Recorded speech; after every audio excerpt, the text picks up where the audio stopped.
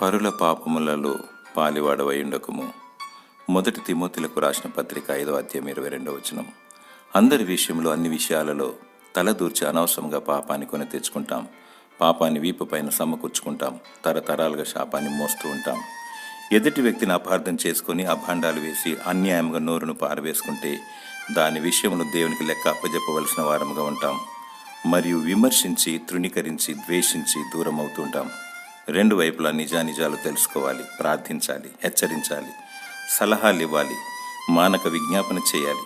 చూపు ద్వారా, క్రియ ద్వారా, తలంపు ద్వారా, మనస్సు ద్వారా, వినికిడి ద్వారా, ప్రాణాత్మ దేహం ద్వారా చేసిన ప్రతి తప్పిదమును క్షమించమని ప్రభు అయిన యేసుక్రీస్తును అడగాలి. అంతము వరకు క్రీస్తులో పరిశుద్ధముగా కొనసాగాలి. బహుమానము పొందుకునేదవు. దేవుడు నిన్ను ప్రత్యేకపరిచి దీవించునుగాక. ఆమేన్.